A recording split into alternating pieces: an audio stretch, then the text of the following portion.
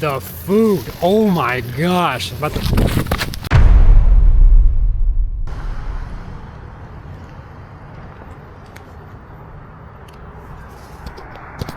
Alright, what's up you freaking cutie? So if you've read the title, then you know I'm moving to Bali. So, a little bit about me if you're new here. I'm a photographer. I've been a photographer for about 5 years now. I've traveled the world quite a bit, and that's what I love to do. And the past couple years I came back to Kansas City to try to kind of reroute and get my things going. Maybe start a new life here and a new life with photography. Well, as much as I tried, that has not really worked out the best. So everything I've tried here has kind of gone downhill. So what I'm going to do instead is bounce out. And I've been to Bali twice now. I just got back a couple weeks ago from my last trip and for a nice workshop, and that kind of confirmed a lot of things for me, right?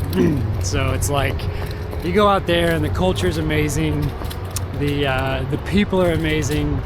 There's the energy and the vibe around there is really nice. And you know, I've been through a lot the past couple years, and the past, I should say like past 5 years since I started all this photography stuff. And you always kind of looking for that one thing, the one thing that kind of drives you home, the one thing that like sets your soul on fire, right? And I'll tell you what, like I can't find anything better than traveling and taking photos with some dope people. So that's kind of what lights my soul on fire, and no place does that better for me than Bali.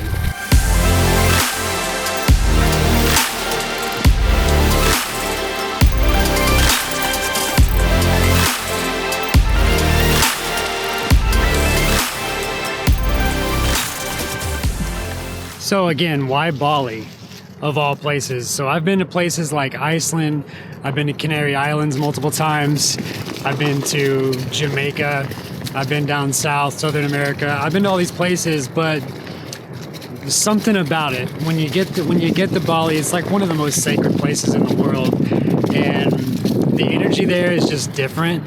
I guess there's a lot more sense of community. Oh, look at this thing. Ooh, that's fun. Anyways, so a lot more sense of community there. Everybody's kind of willing to help each other out. And kind of one of my favorite things when you go down there is like no matter who you run into, it's always a good conversation. It's always like, how you doing? Or, you know, terima kasih, thank you. And sama-sama is welcome. And like I said, you can't really meet a bad person out there. You probably can. I'm sure they're out there somewhere. But when you go out there, it's just, I don't know, you can walk through the streets and it feels busy, it feels cozy, and kind of like there's chaos, but it's organized chaos, if I can say it like that. So like organized chaos where it's like, it's one of those places where you just kind of walk out in traffic and nobody's gonna hit you.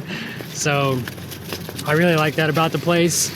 And I mean, not to mention I'm a photographer, right? So every time I go out there, I get like incredible shots. Yeah, I'll probably put some in here for you so you can kind of see what I'm talking about. But not only is the environment good and the vibe good out there, but the food, oh my gosh. All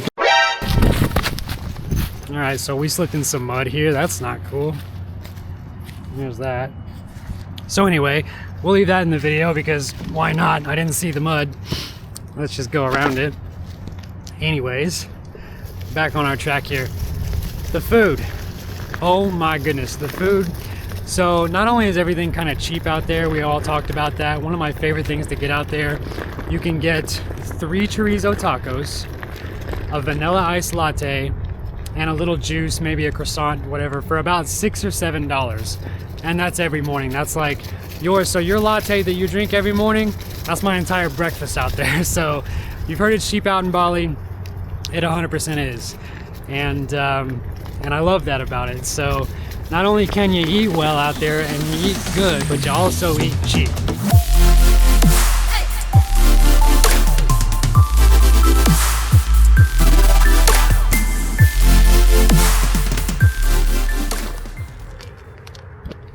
But Josh, you say, how are you going to afford living in Bali with no income? Well, that's kind of the trick, isn't it? And part of the way I operate and how I do things is I kind of just throw myself in the fire and figure it out kind of thing. So what I'm going to do is I'm going to go ahead and sell my truck and that will give me enough capital, enough finances for probably the next 6 to 12 months out there. And I'm starting the YouTube channel so you can follow along with everything I do. This is basically going to be the process. So you know how they always talk about trust the process, enjoy the process?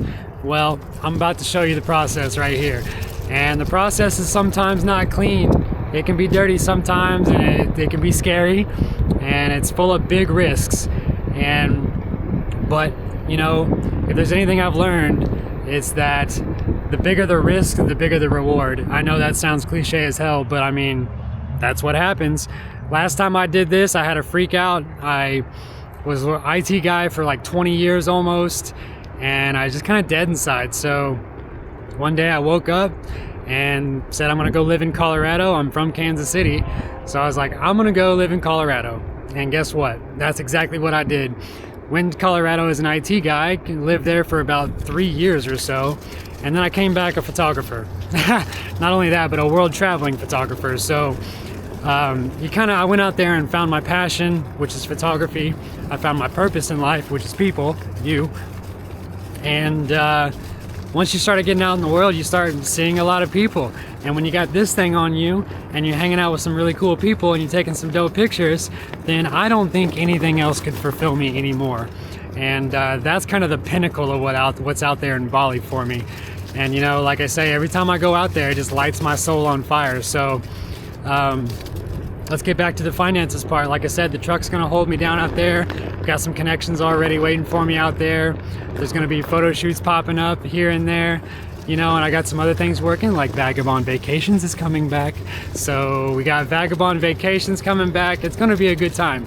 But again, this is just one of those times where you're just gonna have to trust the universe and take some inspired action, as they call it. Because now I'm quite the dreamer, but dreams are only dreams, and without action, they're still just dreams.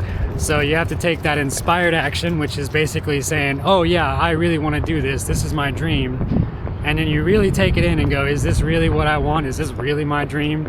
Yeah, and if it is, then you better start making inspired action to make that dream come true. And that's exactly what I'm doing right now, and you get to watch that whole process. So here we go, baby. Wish me luck.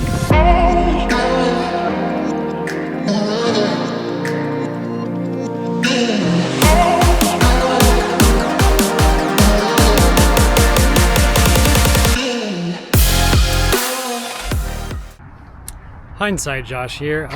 Because this is like a newer YouTube channel for me, make sure you like and subscribe and hit the, I don't know, do everything that they're supposed to do, because apparently it's really important to the algorithm, and you're gonna want to watch this.